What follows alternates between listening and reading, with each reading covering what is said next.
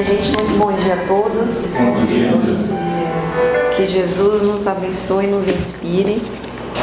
Que seja hoje uma manhã de aprendizado a todos nós e reflexões. O filósofo grego Aristóteles costumava dizer que a dúvida é o princípio da sabedoria. Então, de certo modo, a dúvida é salutar. Ela é estruturante. Ela é a base de doutrinas como, por exemplo, e ciências como, por exemplo, a filosofia. O próprio conhecimento científico ele é estruturado com base em uma dúvida. É a partir da dúvida das questões, de onde nós viemos, para onde nós vamos, qual o nosso sentido existencial, por que uma maçã cai da árvore e atinge o chão, que as maiores leis da física foram descobertas e que os filósofos ao longo do tempo buscaram explicações sobre a existência humana e o progresso das civilizações. Então, o desenvolvimento da humanidade, por si mesmo, ele está permeado pela dúvida.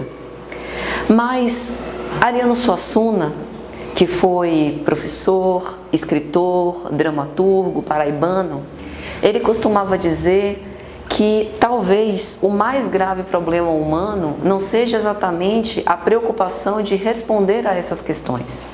Não seja exatamente a dúvida que o atormenta a respeito da sua origem ou de qual a sua destinação, mas sim qual a origem das nossas aflições. Para ele, o mal e o sofrimento humano é a dúvida que mais perturba os homens, desde o início de todos os tempos. E aí, isso toca na nossa religiosidade, no conceito que nós temos de um divino, de um pai, de alguém que nos criou, que nos colocou nesse mundo. Qual o objetivo deste alguém ou deste algo, dessa força soberana de nos criar para sofrer? Se, segundo as maiores religiões, ele é todo amor, todo bondade, ele existe desde todos os tempos, nos criou por infinito amor, qual o objetivo então de legar à criatura humana o sofrimento? E aí, Ariano Suassuna, numa das suas entrevistas, cita um outro escritor que fez um poema com respeito ao mal e o sofrimento humano.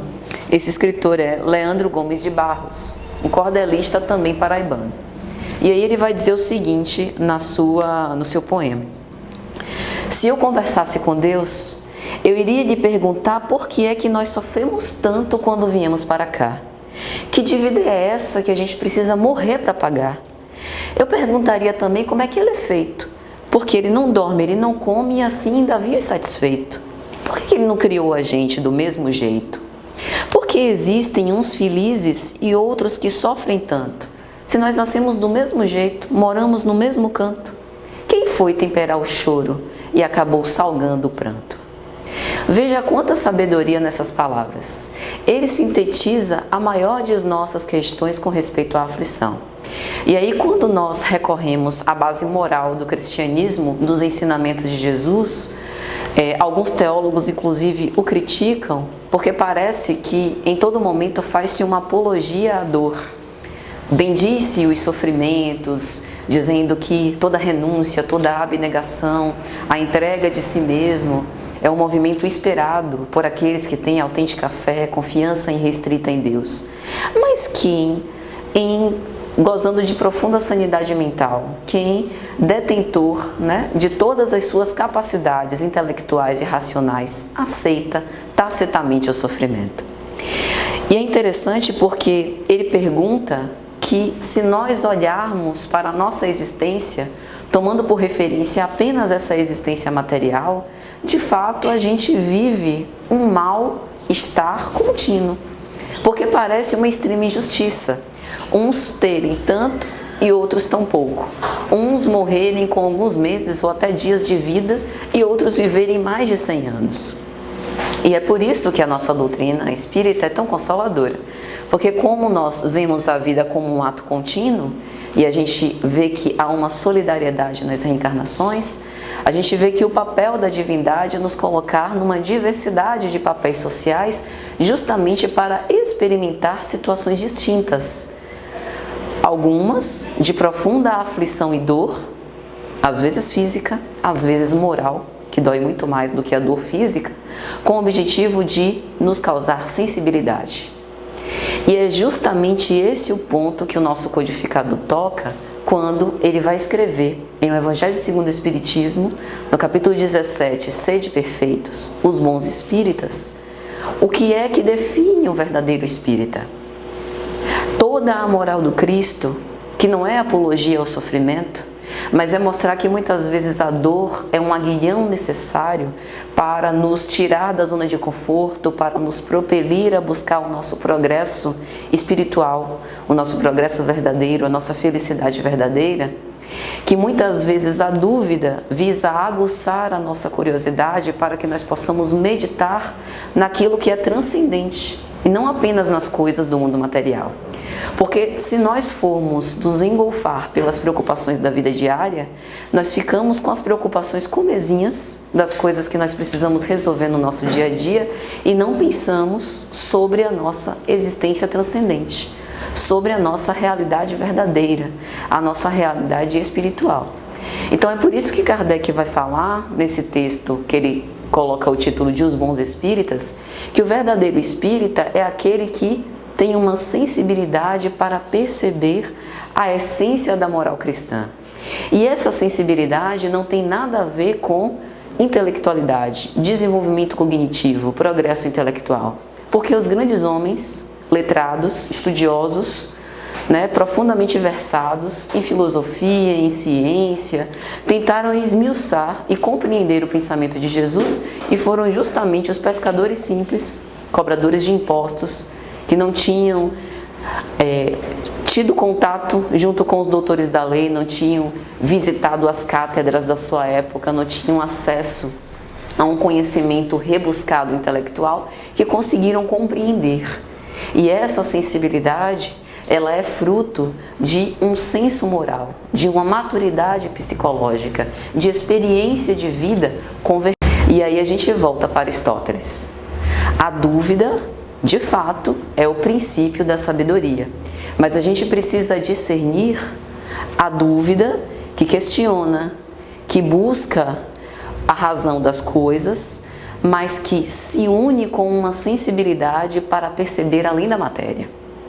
Quando Kardec, em O Livro dos Espíritos, fala sobre os reinos, ele vai dizer que no reino nominal, nós que somos seres humanos, o que nos diverge, a nossa diferença para os outros reinos, é porque nós temos a consciência de quem nós somos, a consciência do futuro e a consciência daquilo que vai além da vida física. Nenhum dos outros entes, dos outros reinos, mineral, vegetal e animal, tem isso. Apenas nós. E isso não nos foi dado com motivo de vanglória, com motivo da gente se colocar de uma forma superior a ponto de maltratar os nossos irmãos menores dos outros reinos. Mas nos foi colocado justamente para que, junto com a inteligência, a gente una essa sensibilidade que provém dessa maturidade em algo que vai além do que os nossos olhos conseguem ver. Mas tudo isso não é para agradar a Deus, porque Deus continua sendo quem Ele é desde sempre. Ele continua todo poder, toda bondade, tendo nos criado, ainda que nós o ignoremos, porque Deus nos ama, espíritas, da mesma forma que ama os ateus. Ele não faz predileção de pessoas. Deus nos ama da mesma forma que os pagãos. Deus não nos exige que nós creiamos nele, mas a convicção de que Ele existe e de que nós fomos criados com uma missão e que essa missão, a principal, não é outra, senão a nossa própria evolução, nos faz melhores. Então é por isso que a nossa salvação, o nosso futuro, o nosso progresso, a nossa evolução, ela não depende de uma religião, ela não depende de uma convicção. Mas a convicção pode ser, e em alguns casos é, uma forma de nos aproximar e de nós vivermos melhores. Não significa que entre os ateus não haja salvação, porque o objetivo é exercitar a caridade. Não é isso que a gente aprende? Fora da caridade não há salvação. O objetivo de todos nós é exercermos a real humanidade. E a real humanidade se professa pelo exercício do amor. E o amor todos nós podemos viver, dentro ou fora dos templos religiosos. Porque existe um sentimento de religiosidade inato. É o que Kardec vai falar no capítulo 19, a fé que move montanhas.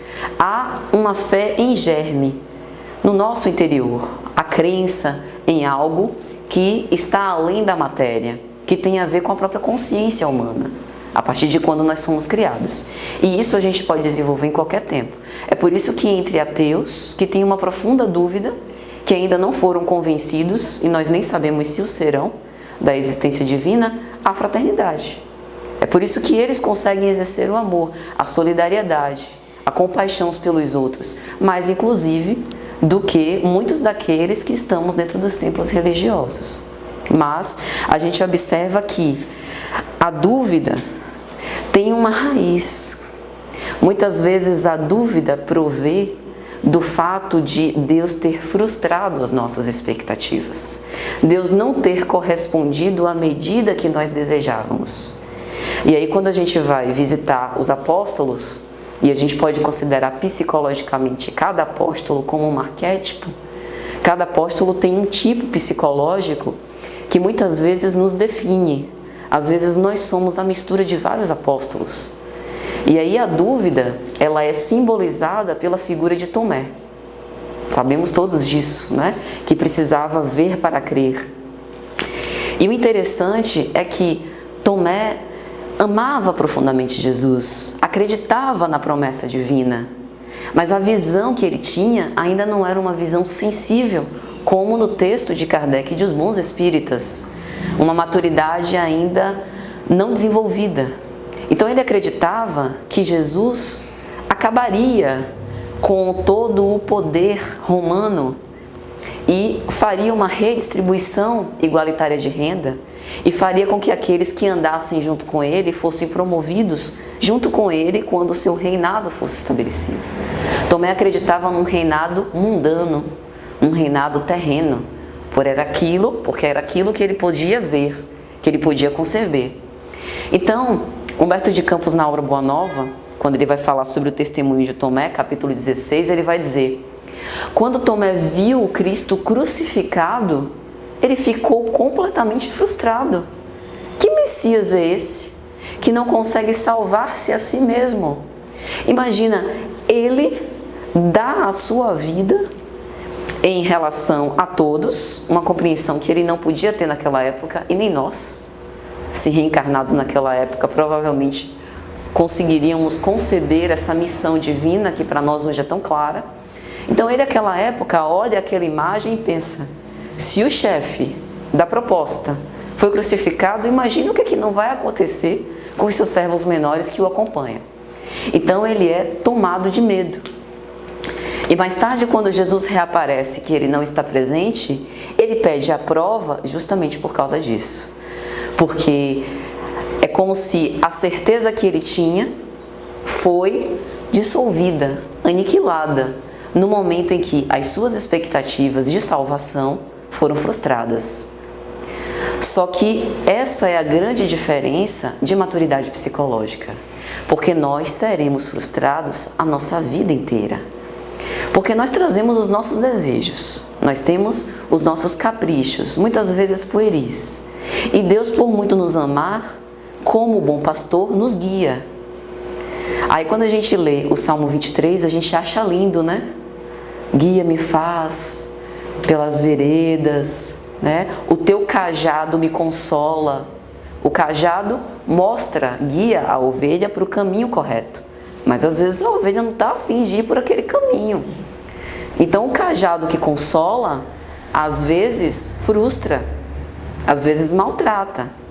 Deus às vezes vai nos puxar por caminhos que a gente não quer ir, que a gente vai entender depois que foi melhor, que realmente foi para a nossa felicidade.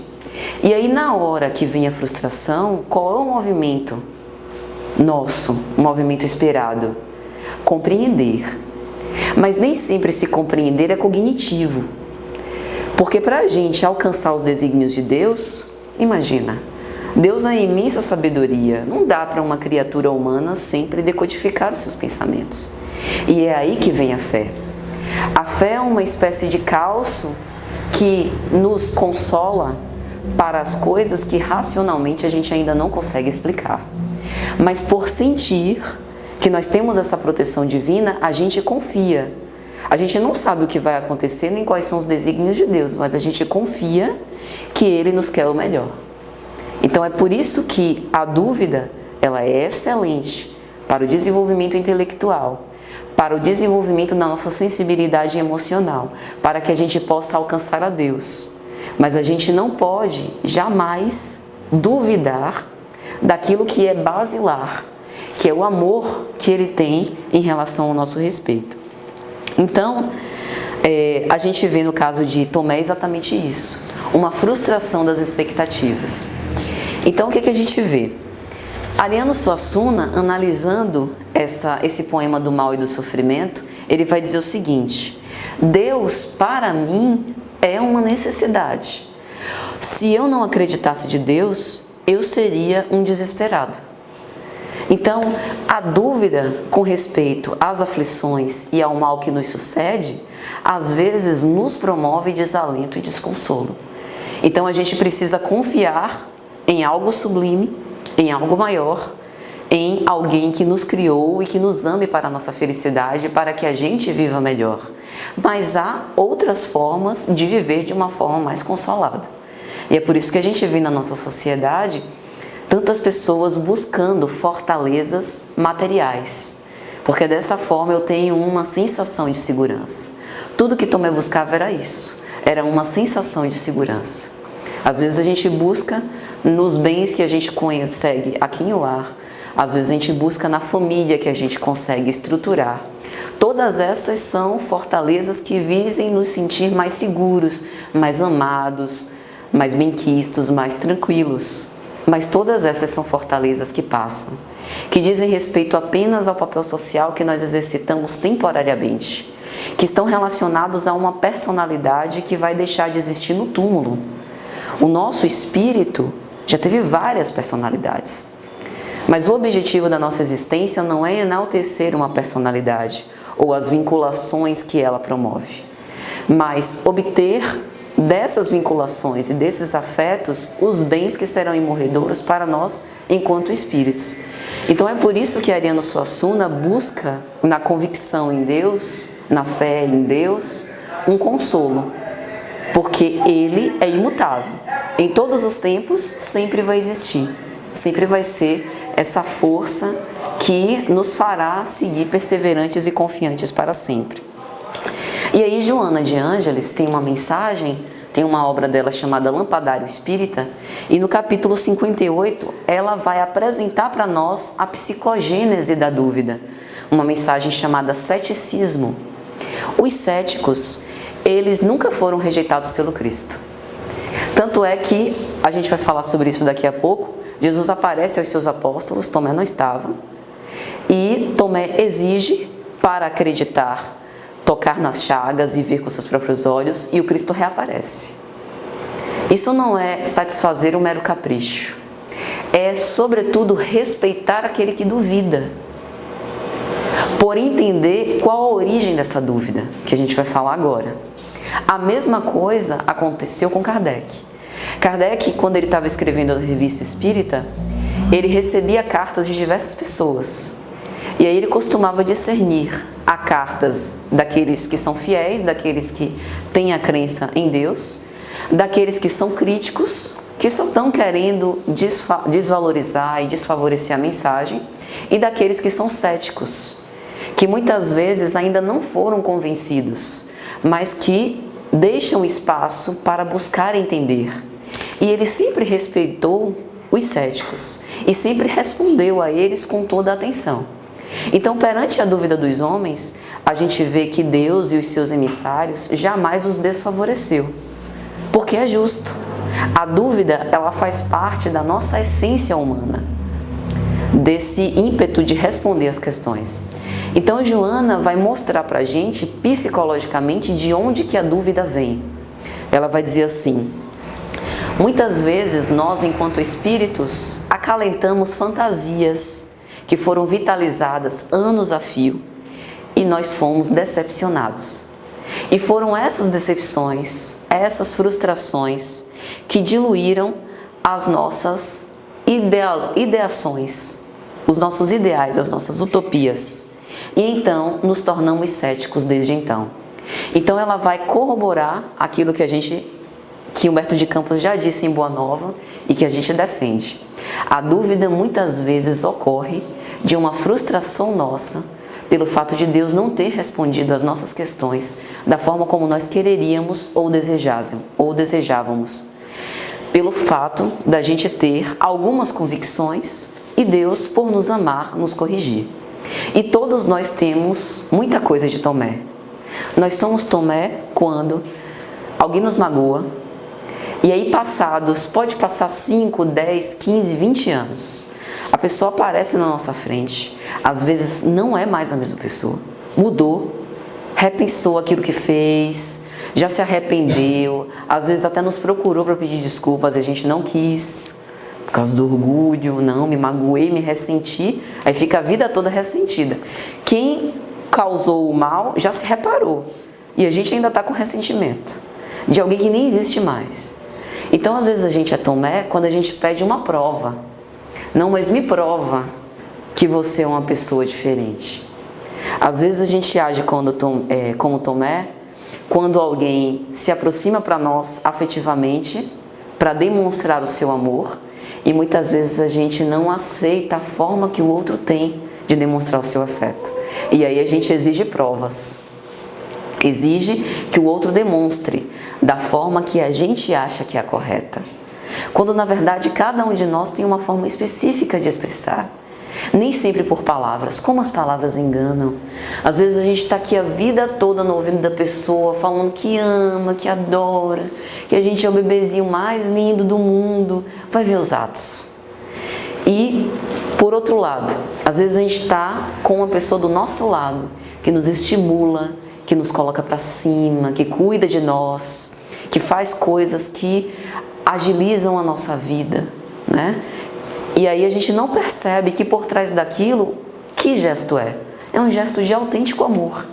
Então às vezes a gente pede provas desnecessárias, quando na verdade nós deveríamos aguçar essa nossa capacidade de sentir. Nós somos Tomé quando a gente tem dificuldade da presunção da boa-fé.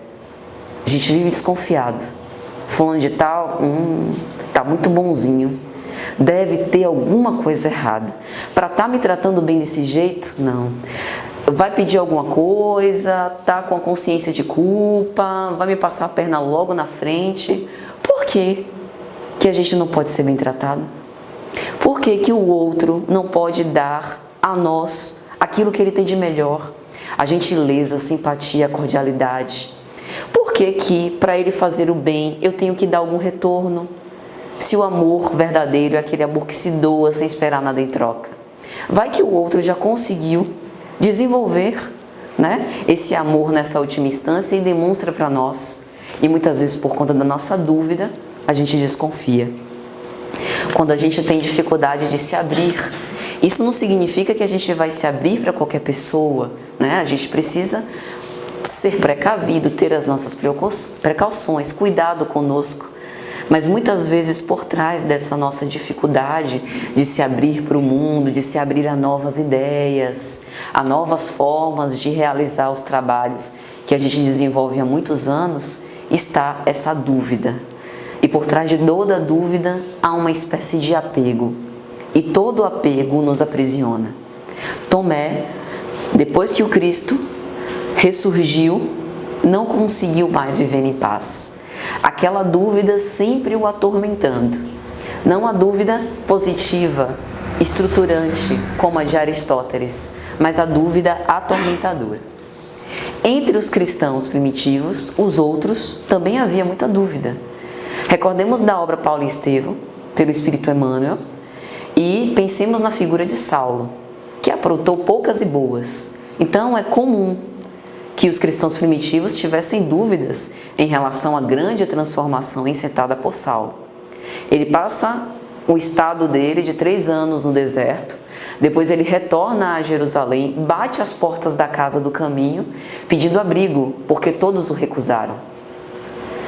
E aí quando ele bate as portas, Prócoro atende, vai para dentro e fala a Pedro e João: olha, Saulo de Tarso diz que está aí e disse que veio em nome de Jesus. E aí vê os comentários deles. João diz assim: a gente tem que ter cuidado, porque a gente precisa realmente saber se essa história é verdadeira, né? Pedro diz: de fato, a gente precisa avaliar Saulo com cuidado, porque ele é o campo que se revelará se realmente Jesus apareceu ou não. Ou seja, a gente precisa analisar as atitudes e não apenas as palavras. Então veja que entre os apóstolos que viveram todas essas experiências, que presenciaram a experiência de Tomé, ainda está a dúvida, porque é uma dúvida humana e provavelmente a gente nunca se livrará dela. No momento da aflição, no momento que a dor nos chega, pode haver um momento que realmente a gente se questione: meu Deus, será que você de fato está do meu lado?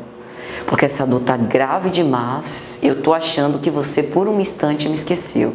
Sabe como é? Muitos afazeres, é muito filho para cuidar, vai que você esqueceu de olhar por mim. Então essa dúvida é humana, mas perante a dúvida, o que a gente precisa fazer? Refletir que os sinais que Deus apresenta são os mais diversos e às vezes é a gente que não consegue ver. O amanhecer é a oportunidade de cada dia que a gente tenha a oportunidade de renascer para novas lutas, de renascer com as nossas esperanças.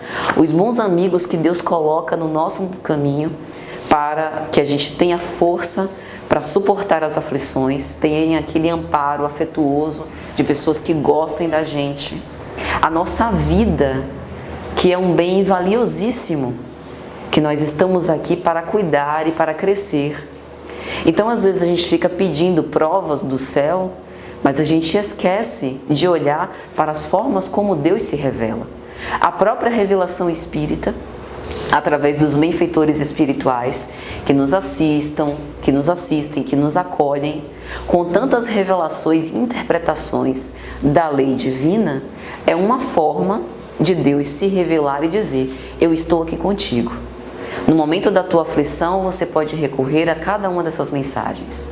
Pelo pensamento, você pode elevá-lo e me encontrar. E no recôndito da nossa alma, a gente vai ter a resposta para as nossas inquietações. Mas a dúvida sempre será uma questão de vontade. Se nós quisermos, seremos convencidos, seremos consolados. Mas se nós não quisermos, jamais acreditaremos. E aí, Joana tem uma outra obra, Jesus e o Evangelho à Luz da Psicologia Profunda, quando ela vai falar sobre o poder da fé. Ela vai citar o caso célebre em que Jesus se transfigura no Monte Tabor, na presença de João e mais alguns apóstolos, Pedro. E aí ele aparece ao lado de Moisés e Elias. E aí eles reverenciam a excelsitude do Cristo, né?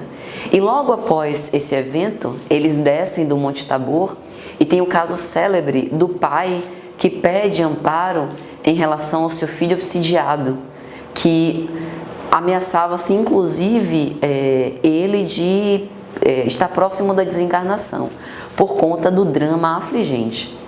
E a queixa do pai é justamente uma questão de fé. Senhor, liberta o meu filho, porque os seus apóstolos não conseguiram, né? E aí Jesus, através de uma transfusão fluídica do poder magnético irresistível que ele tinha em relação a todos os espíritos, ele consegue livrar aquele menino da obsessão. E os apóstolos perguntam: mas Senhor, por que conseguistes e nós não? E aí ele explica: para certa classe de espíritos é necessário jejum e oração, né? Então era um processo de vampirização bastante acentuado. E no momento em que Jesus, com seu magnetismo irrepreensível, apresenta uma transferência fluídica que temporariamente consola aquele espírito, que o constrange e que o faz procurar novos rumos. E Jesus atribui a tudo isso não a sua excelência, não o fato dele ser um espírito puro, não o fato dele ser o Messias, Veja o cuidado, a sutileza e até a humildade de que Jesus se reveste. Ele atribui a tudo isso o poder da fé. E diz que a fé para cada um de nós é como se fosse uma semente.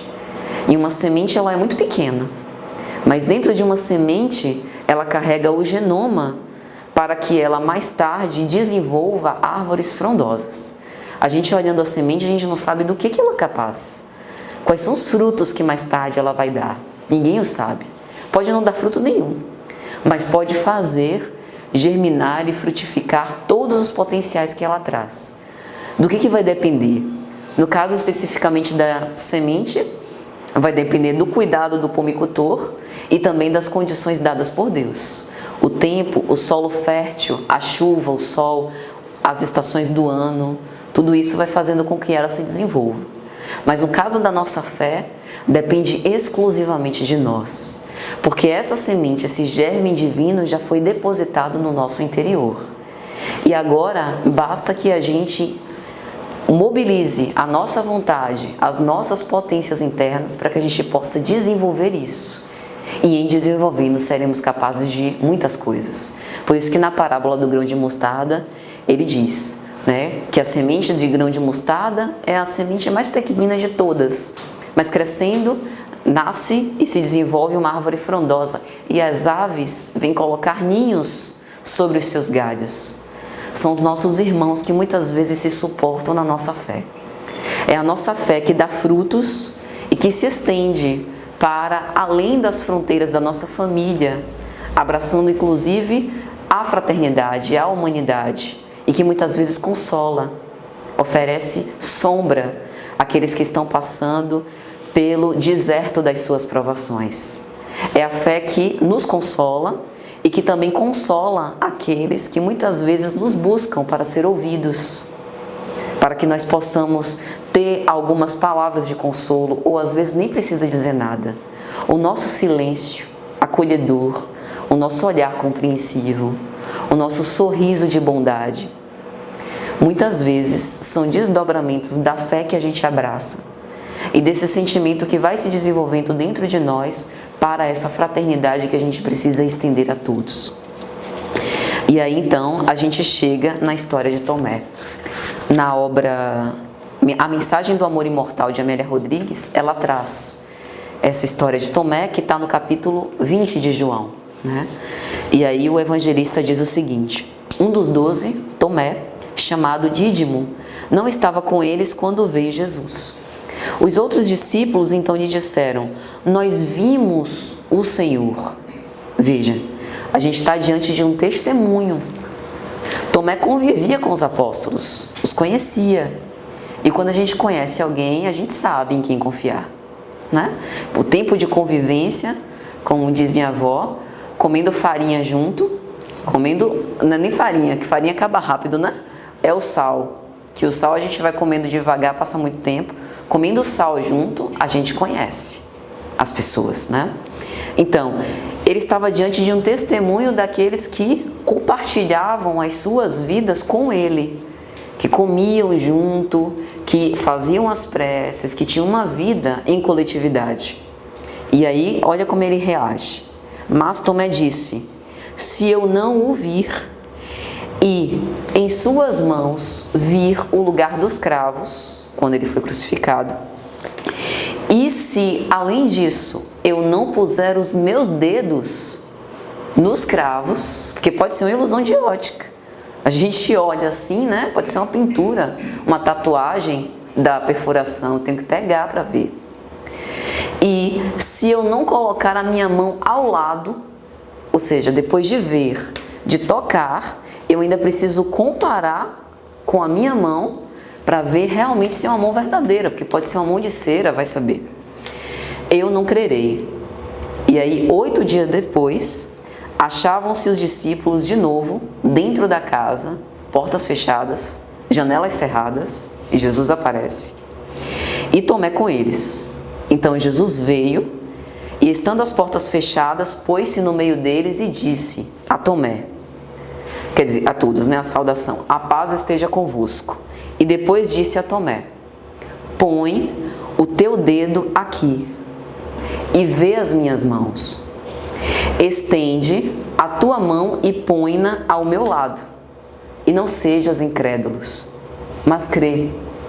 E então Tomé responde: meu Senhor e meu Deus. Estava convencido. Jesus lhe disse: porque viste, creste. Mas bem-aventurado aqueles que não viram e assim creram. Olha o ensinamento de Jesus. Jesus não quer violentar-nos a ninguém. Se você quer crer, creia, e você é bem-aventurado por isso. Se você não quer crer, não tem problema. O céu se encarregará de trazer a você o sinal. Mas nem sempre, saiba, esse sinal vai ser a volta do Cristo, materializado na sua frente para que você possa pegar, como apareceu a Saulo de Tarso. Ele aparece assim em circunstâncias muito especiais, não para satisfazer os caprichos dos homens, mas para dar um ensinamento para a humanidade inteira. Às vezes o sinal dos céus, Emmanuel tem uma mensagem que ele diz isso, não vem na forma de um manjar dos deuses, vem na forma de uma dor, de uma aflição, que a gente passa pela mesma situação. Sabe quando a gente tem um amigo que se queixa demais, o marido abandonou, aí a pessoa cai numa profunda depressão, a gente fala, pra que isso? Vida que segue, né? Segue em frente. Uma coisa pequena dessa, a pessoa se acaba toda, vai passar pela dor, pelas expectativas frustradas e pelas outras coisas que devem estar atreladas, que também causam sofrimento psíquico. Nós temos resistências individuais. Às vezes a gente passa por uma dor muito maior e suporta. Às vezes não. Às vezes a gente passa por desafios pequenos e enfrenta muitas dificuldades. Então, às vezes, o sinal do céu é esse. É a gente passar pela experiência para que a gente extraia dela a sabedoria necessária. E uma outra coisa interessante disso aqui é, Jesus apresenta justificativas para que Tomé se convença por ele mesmo. Então, ele sugere que Tomé faça exatamente aquilo que ele conversou com os seus discípulos. Ou seja, é como se Jesus se colocasse ao lado de nós, homens imperfeitos, com as nossas concepções ainda muito limitadas, respeitando a nossa capacidade de sentir, de chegar às nossas próprias conclusões por nós mesmos.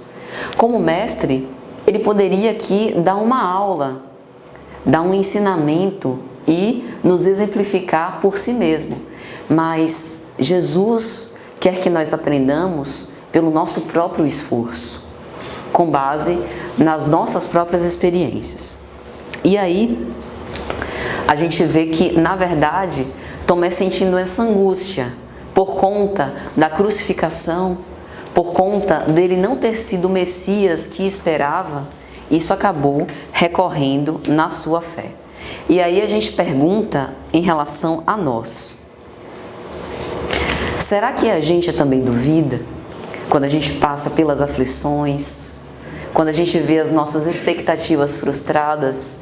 Será que a gente também não se questiona, né, com respeito a essa bondade divina, a essa paternidade divina que nos acolhe, que nos sustenta?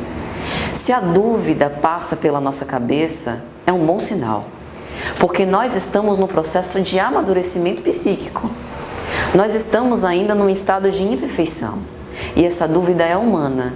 Veja que nem os apóstolos se livraram dela. E isso é muito proveitoso para a gente, pedagogicamente, didaticamente, porque nos causa identificação com esses homens. Por serem humanos, eles tinham dúvida. Mas a grande questão é, qual é a lição final da história? A lição final é que houveram aqueles que não precisaram ver para crer, e esses são os bem-aventurados. O bem-aventurado aqui é porque eles são os consolados, eles são os felizes, eles vivem melhor. É aquela ideia que Ariano Suassuna fala, né? A fé que eu tenho em Deus é para que eu não seja um desesperado, para que eu consiga viver melhor. Não é nada para Deus, né? Mas existem aqueles que perante a dúvida ainda conservam essa dúvida e vivem martirizados por conta disso. E que precisam ter esses sinais dos céus para poder se satisfazerem. A que classe nós pertencemos? Porque se a gente busca felicidade, se a gente busca paz interior, a nossa harmonia íntima, a gente vive melhor quando a gente confia, né? A confiança é um assunto que às vezes a gente tem dificuldade, até nas relações cotidianas, né? Mas eu vou confiar em alguém, e se esse alguém me trair? Né? Eu vou me abrir para a pessoa, né? Abrir todos os meus sentimentos sem reserva, sem proteção, e se ele pegar os meus sentimentos e torturar? O que eu faço disso? A lição do Cristo, a lição de renúncia, de amor total, né? Em que ele se entrega, se humilha perante a crueldade humana, é uma lição muito forte. Mas é porque a gente ainda não está consciente, convicto do poder reestruturador que a fé nos oferece. O ato de renúncia do Cristo é um ato de excelente amor, porque ele sabia que nessa entrega total, aquilo era algo que perduraria na consciência humana por muitos séculos à frente. Então ele se doa justamente pela certeza de que essa doação é o maior ato de bem que ele poderia dar a toda a humanidade. E assim também deve acontecer conosco. Ainda que nós sejamos magoados, incompreendidos, humilhados, saibamos que todas essas situações passam e que nós sairemos ainda mais fortes. Nós nos recuperaremos de cada dissabor, de cada dissensão, de cada ato de aflição que nós temos. Por quê? Porque essa convicção nos é dada por conta da confiança em Deus. Porque nós todos fomos criados para o exercício dessa lei de amor. A lei de amor é uma lei e, como lei, nunca falha. Por isso que a gente nunca deve se arrepender por ter amado, por ter se doado, por ter se entregado. Porque essa é a tônica da criação. E aí eu me lembrei de um filósofo, historiador, professor, vocês devem conhecer, Leandro Carnal. Ele tem uma história muito interessante. Leandro Carnal, ele tem uma formação teológica, ele foi jesuíta. E a partir de um determinado momento ele tornou-se ateu. É mais comum a gente ver alguém que é ateu se converter, mas o contrário é difícil. E aí, por curiosidade, eu comecei a estudar um pouco a biografia de Leandro Carnal para entender um pouco desse processo. E tem uma entrevista que ele oferece que ele diz o seguinte: eu me tornei ateu porque eu passei por um processo biográfico e tive uma sensação crescente que Deus não existe. E eu fiquei impressionada com a convicção que ele tem em afirmar taxativamente que Deus não existe, porque a maioria dos ateus, eles são mais de, não na negação de Deus, mas de não ter o convencimento, a comprovação de que Deus de fato existe. E na fala dele, ele diz que ele conseguiu provar isso. E aí, pesquisando a biografia dele, a gente vê que, tal qual Tomé, em 2 momentos da vida dele, houveram 2 frustrações muito significativas: a morte do pai e logo em seguida a morte da mãe. E aí, pelos livros que ele escreve, a gente vê o quanto que isso mexeu psicologicamente com ele, né? Então, a gente vê que a dificuldade de lidar com o transitório, de lidar com a morte, pode levar a gente para 2 extremos. Perante a morte, a gente, por exemplo, como espírita, pode acreditar na imortalidade da alma, que a vida continua e essa é a saída consoladora que a gente encontra. Ou, perante a morte, a gente acredita que a vida é só isso, de que a vida é esse movimento transitório, de que termina no túmulo e que Deus não existe. Veja que a gente tem 2 respostas para a mesma pergunta e é a gente quem escolhe aquilo no que a gente vai crer. E ele escolhe por essa negação divina. E aí ele, antes do falecimento da mãe, escreve um livro com o padre Fábio de Mello, Crer ou Não Crer, que é exatamente um diálogo dele, dizendo-se agora ateu, com o padre Fábio de Mello, padre católico, cada um falando sobre as convicções, né, com respeito à crença ou não de Deus e como aquilo repercute na vida deles, né? Então, meus amigos, o que a gente está querendo dizer? A dúvida, ela é estruturante e ela vai permanecer conosco. Provavelmente ainda teremos resquícios de dúvida até bem próximos de purificar completamente o nosso espírito, de evoluir no final do nosso processo evolutivo. Então a dúvida vai permanecer conosco. A gente pode converter essa dúvida para resolver os nossos problemas e viver bem com ela a ponto de nos sentir consolados e amparados. Ou podemos transformar essa dúvida num grande tormento, num grande monstro que muitas vezes vai consumir as nossas esperanças. E aí a gente precisa nesse momento escolher aquilo que vai ser melhor para nós. O que nos causará melhor felicidade?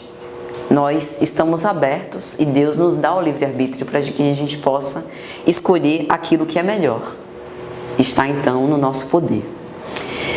E aí, falando sobre o Evangelho segundo o Espiritismo, no capítulo 19, né, tem uma mensagem de Allan Kardec, é um texto que o próprio codificador escreve, que ele vai falar sobre a condição da fé inabalável. Ele diz assim: não é a fé que compete procurá-los.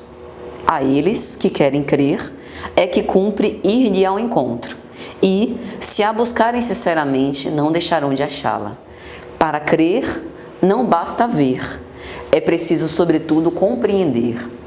No momento em que Jesus reaparece perante os apóstolos, que Tomé toca nas chagas, é lógico que ali ele tinha uma satisfação do seu critério, né, das suas imposições para que ele pudesse se convencer. Mas naquele momento também, Tomé conseguia refletir e compreender que de fato Jesus é o Messias porque ele é tão poderoso que mesmo após a morte continua vivo e apresenta-se com toda a humildade para que ele possa ser convencido.